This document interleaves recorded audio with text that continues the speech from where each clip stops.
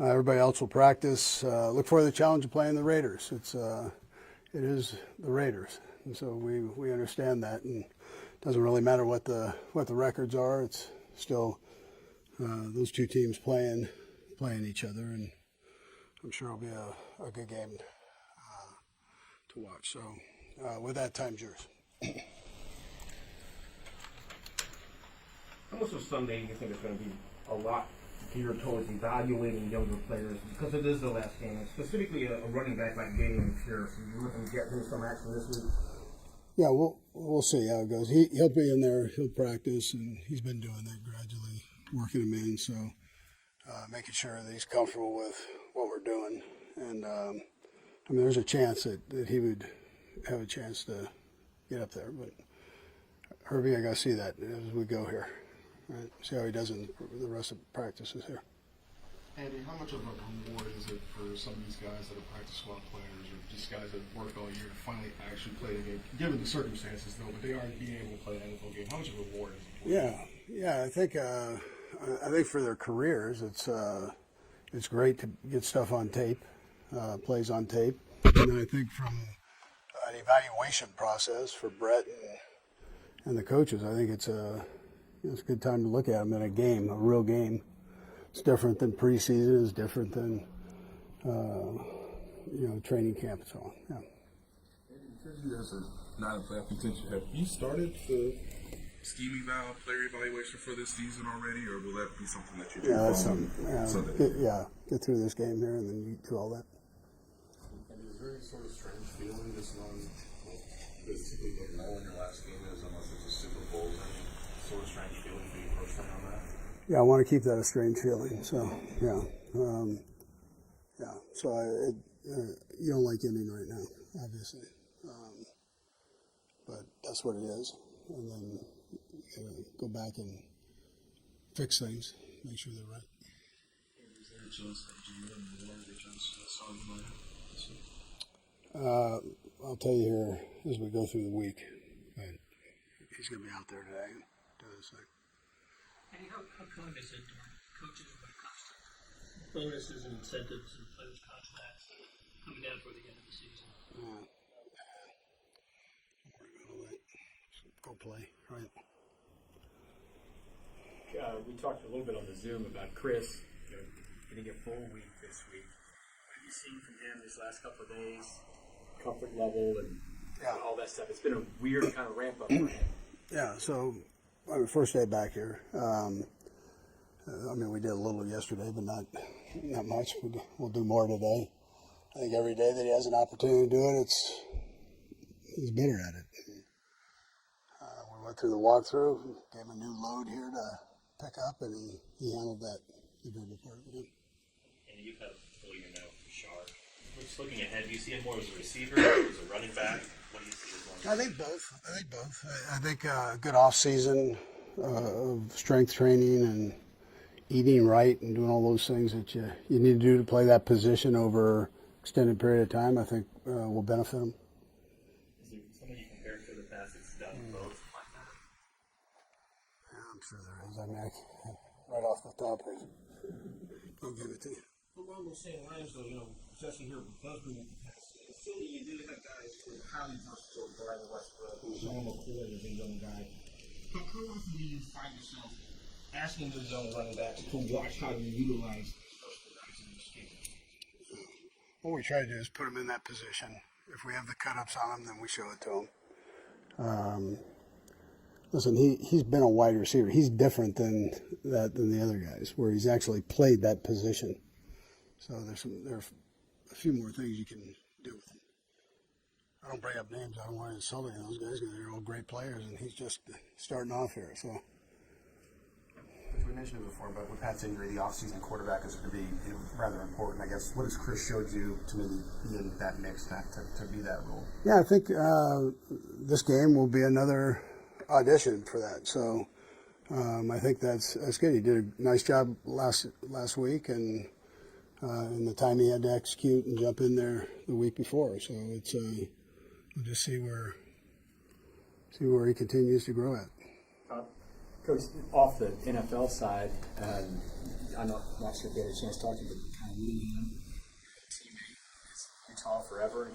He's going to be the Michigan person. Have you talked to him about kind of that move, that challenge? Yeah. I think it's great for the university. I think it's a great move for him. That's a win-win, both sides. I knew he wanted to still coach, and he's going to do phenomenal up there. You know, just got to switch coat. You got to get used to wearing that blue again. Preparation been for you as you get set for your final? And do you think of it as an audition for next year too? Yeah. I mean, you could think about it like that, but really, my sole focus is on this week and ending the season the right way. I think finishing off with the win will be really good for us. Heading forward into the off season and give us some confidence. And so, I'm really looking forward to playing the Raiders this week. Your perspective, what you can accomplish with a full week, aside from the obvious, with just the 1 day of practice. Yeah, I mean, definitely get on more of the same page with all the receivers and stuff like that, and really just dialing into the playbook. When you have that short week, you're sort of just cramming everything into 24 hours to get down. So to have a full week's going to be great. We have a good plan moving forward, so I'm excited about a full week. When after you threw the touchdown pass to Richard, I didn't see he dropped the ball. Yeah. Is your first touchdown? Is his first touchdown? Where's the ball? It's here, and we're trying to figure out how we're gonna divvy that up still. But that was the first thing I saw too when he scored. He dropped the ball, but I was so excited for him, and we just scored. I sort of left it too, but Kareem ended up coming off the field and getting the ball for us. You're supposed to get that ball. Yeah, no, usually you do, but no, it was just raw emotions right there. Chris, can you think back to your rookie season? You got drafted by the Steelers. Who called you, and talk about your arrival in Kansas? I was with the Steelers, and then ended up getting cut, and the first person to call me was Matt Nagy. And I had already built a relationship a little bit with him, through the pre-draft process, and so I was familiar with him. Obviously loved Kansas City, and they seemed to like me. And when he called me, he was like, "Hey, what do you think about being a Chief?" And that was something that I sort of always envisioned, sort of backing up Pat and getting in here and learn from, Coach Reid and Nags and Girardi. So it was sort of a surreal moment when I got over here. How much was that, Andy's ability to develop backup quarterbacks into something that may be able to start, if not here, somewhere else? Yeah, it's invaluable. I mean, I think Coach Reid, his resume speaks for itself with QBs and the teams he's led and backup quarterbacks that have gone on to, play well in other places as well. So that's always an opportunity that you don't want to miss if you have someone to learn from, like Coach Reid. Chris, I think Andy called you a kid the other day. I'm sure it's just relative, but how much do you feel like you're pretty seasoned by now, even though these are your first few games, that the last few years sort of prepare you? Oh, yeah, 100%. I mean, if I look back and if I was thrust into this spot my rookie year, I'm like, would I be ready? I mean, I'd like to think I was, but definitely learning the last 4 years and just being in the system, watching, Pat, Coach Reid, Nags, and just even the guys like Trav that have been here for a long time, see how they go about their business has really helped me, on the field and off the field as well, just being a professional, learning good study habits and things like that. Chris, what have you learned from the 2 games you played in that you can take into this game, just when you look at the tape back with those games? I think the thing that I take the most from it is that I belong in the league. When you don't play for 4 years, your mind can sort of wander. Man, am I really supposed to be here? Should I be somewhere else? You're not really sure because you haven't done it. So to go out there and actually do it versus Denver is obviously one of the best defenses in the league, and then playing versus a really good D-line versus the Titans, and their defense is good. So it's when you go out there and do it versus guys that are starters and all pros and Pro Bowls, it gives you that confidence, like, I do belong here. So I think that's what I've taken the most from it, just sort of play by play, and, whatever happens, happens. These are 2 teams on the outside looking in. I guess what would it mean for you and the team to close out the year with a win of maybe get into the offseason on the right foot? Yeah, it'd be huge. I mean, at the end of the day, it's an AFC West opponent. It's a rivalry game versus the Raiders, and so both teams are going to come out swinging. Obviously the narrative is that the Raiders are going to lay down because they want the number 1 pick. That's not going to happen. The Raiders are going to come out there. They play really hard. Defense is really good. I think they have a really good DC, Patrick Graham. So none of us expect them to lay down, and we're both going to be, playing to win. I know you try to prepare as a starter even when you're a backup, but has it felt different? Like just meeting rooms, things like that? I mean, physically it definitely feels different. I'm actually out there breaking a sweat a little bit, So that's definitely different. But I mean, I'm even in the meeting rooms. I've always prepared, like any play I can play, and so my preparation hasn't changed from that standpoint. But physically, yes, you're definitely taking all the reps and you're in there. So as far as getting you to go out there and play, and Coach said he doesn't see incentives and things like that some of these guys have. But do you know that there's a couple incentives out there for some of these guys, and Travis is like 56 yards away from second place and all that? I mean, yeah, you hear about it, and obviously I want that for those guys. I really do. If that's how the game is going, and those guys get those those records and incentives, that's something that I would love to be a part of for them. But also, we're just playing the game. I don't think we're going out of our way to scheme up any magic plays for those guys. Make sure they hit that. So I'm pulling for those guys. Definitely if they're open, I'm gonna try to get it for them. But at the end of the day, we're just gonna play by play, and whatever happens, happens. Good. Thanks, Chris. Thanks. Nick, you played a pretty exceptional game there against the Broncos. Just how important was it for you not only just to make sure the young guys knew, but for yourself to know that even though you guys were out of it, to play as hard as you possibly can, how much we carried that over into this last game against the Raiders? Yeah, you just want to end the year on a positive note. I've been saying it all the last couple of weeks, so energy and effort, things we can't control, especially on the defense side of the ball. And my group, man, I just want to make sure we show up when we do that. Yeah, guys are having fun, man. Like I said, the room changes year to year. Everybody changes year to year, so you're just enjoying that time you have together. You don't want to miss a moment. Yeah, just cherishing the time we have. With Jeffrey Bossa potentially getting more time, especially on Sunday, just what did you see from his limited snaps in the game against the Broncos, and just what's it been like to try to bring him along the way this season? Yeah, you definitely understand. He's learning the scheme out there early in the game. He's out there giving me checks and calls and kind of things that throughout the week that we've kind of been working on. So definitely reassuring as a middle linebacker to have somebody paying attention throughout the week, and also just kind of when the weeks really didn't matter that much. For him, he wasn't playing that much. So having somebody who's been locked in on the game plan week in and week out, kind of making sure he's on his P's and Q's, man. I'm super proud of him for that. Obviously, limited snaps, so hopefully we get him in there a little bit more and kind of see what he can do a little bit. Can you walk us through your interception? Yeah, we're playing a little bit of man coverage. Quarterback got out the pocket. Charles did a good job of making him evade. Opposite of his, I guess we say, throwing hand across his body. Fulton made a heck of a play, burst into the ball. Ended up getting, I think, his right hand on it, diving on it, and the ball got tipped up. And just playing ball after that, just catch the ball and get in bounds. Did you think to yourself, of all the interceptions I grabbed, that's finally the one I got? Yeah, that's what I said. Maybe one of the hardest ones I had all year in terms of attempting to catch it, but I caught it. But yeah, I've been trying to say all week after week, and that's gonna happen. It's gonna happen. So happy I finally got one. How about Fulton's game overall? Yeah. What did you think of the way he played? Yeah, he came in, man. He played hard. I think he had a pretty good game, honestly. Had a couple PBUs, broke up a couple completions, broke up a touchdown pass that we needed him and B. Cook. So I thought he played great, man. Played with great energy, great effort, and obviously having a veteran guy and playing a lot of ball, I'm just going to go out there and just letting it loose and cutting loose, man. I think he played a great game for us. You got your eyes on the whole defense, I guess. How do you feel that Jelani and Williams can take the next step and help you guys in 2026? Yeah, obviously you got a whole offseason. You got to go through the whole offseason process, but just retaining for this game, man, just being locked down the game plan, controlling what they can control, whether it be if they play 40 snaps, 4 snaps, whatever it is, to make sure you just maximize your opportunities. In this profession, you are what your film says you are, so I just kind of just building every single day, week to week, and just give them a chance to bring something positive into next year. Nick, how valuable is Brian Cook for you, given your guys' roles as like the communicators? And how much would you love to see him come back next season, given he's a upcoming free agent? Yeah, like I said earlier, the room changes year to year, but having Brian Cook in the back end, especially since we lost Jay Reid, having that voice of somebody getting guys lined up, getting people in line, he's got a lot on his plate week to week, and just coming in every single week and putting his best foot forward and getting everybody lined up in the back end. If it's, like we always say, if we're all wrong, we're all right. He does a great job of just making sure we're all on the same page, getting guys lined up in the secondary, and we're just out there playing fast. So having him in the back end definitely gives me a lot of reassurance in terms of just turning my back around.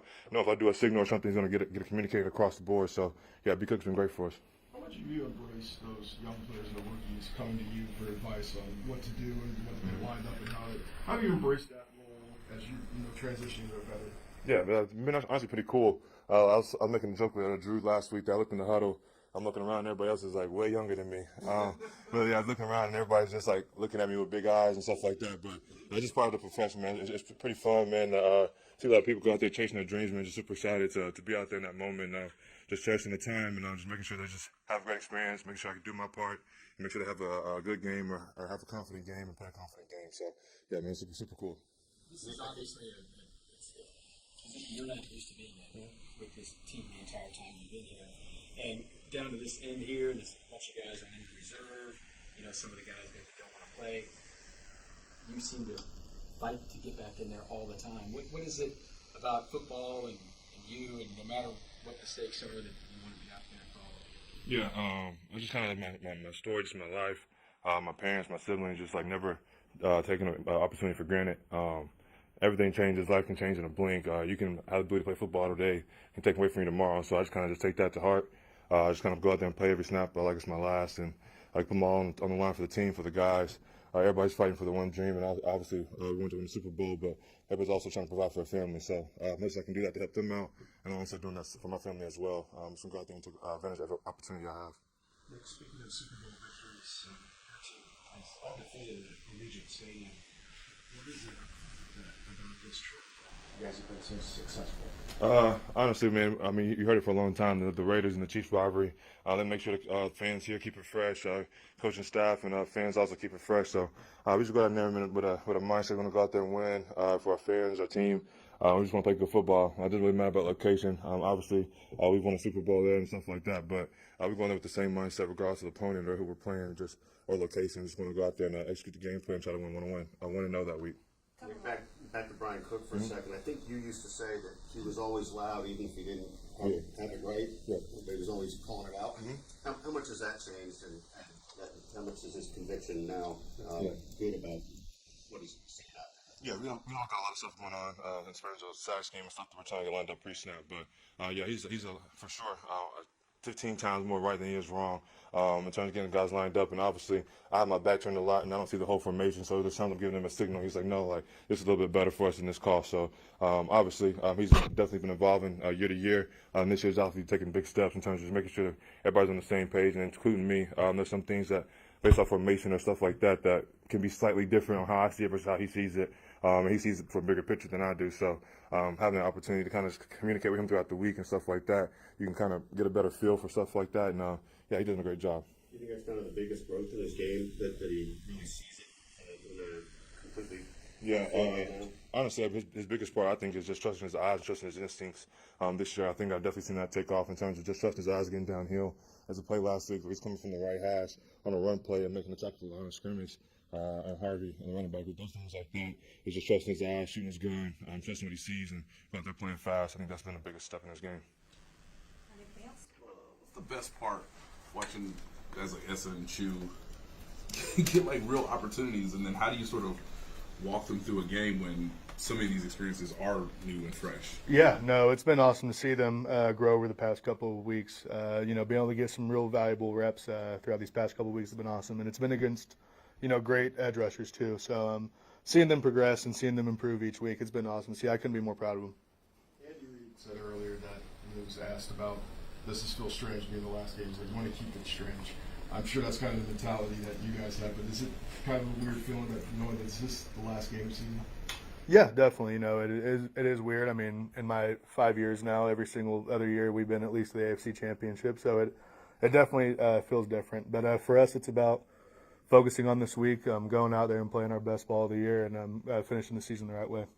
What drives you to feel like your sort of integrity of play is what it should be, even though there's really nothing at stake the same way it's been? How do you do that? Yeah, well, it's my job to go out there and play my best ball every single week. So for me, it's a no-brainer. I'm going to go out there and give it my best every single week.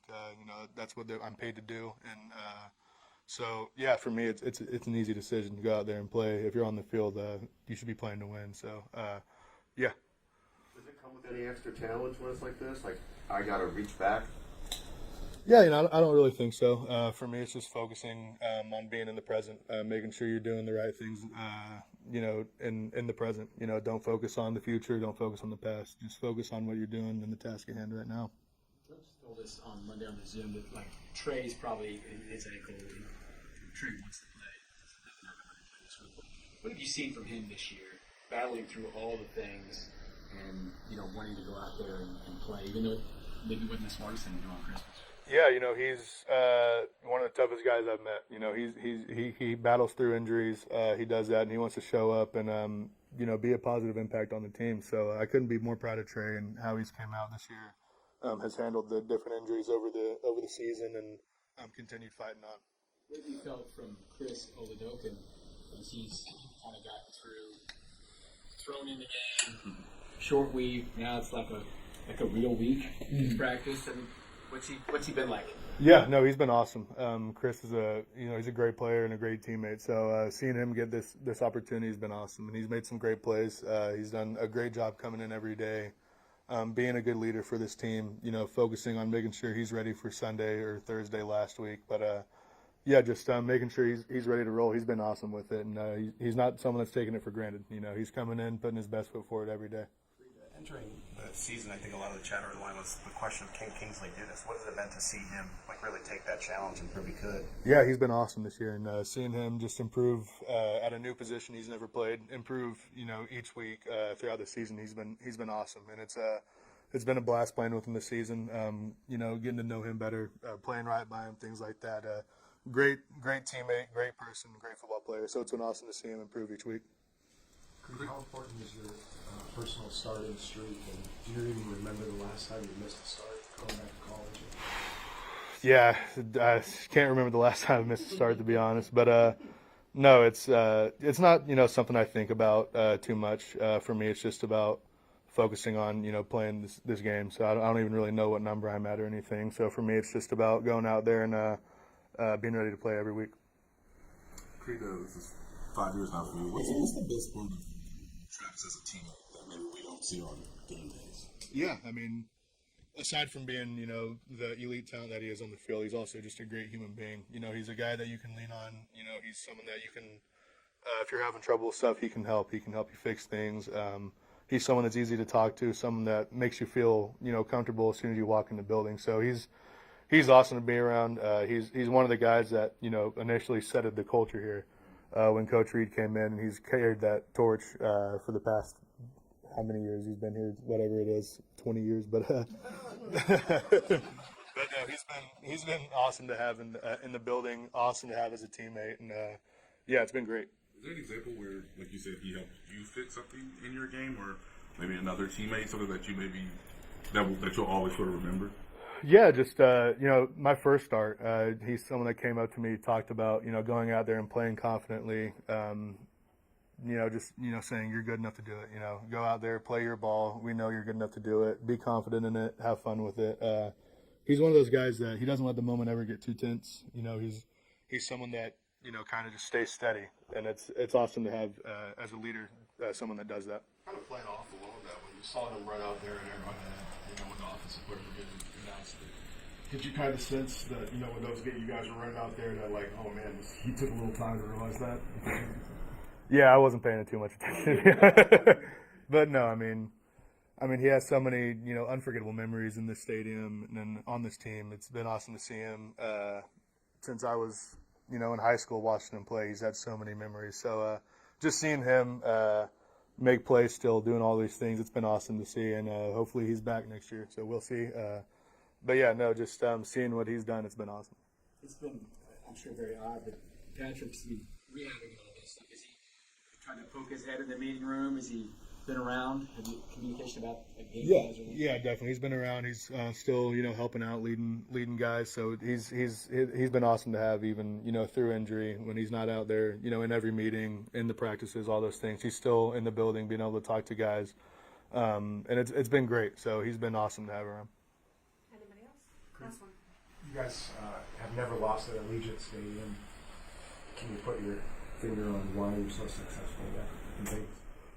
Yeah, no, I can't think of any specific reason. For us, it's just about making sure we're in the right mindset. It's a rivalry game. It's a good team.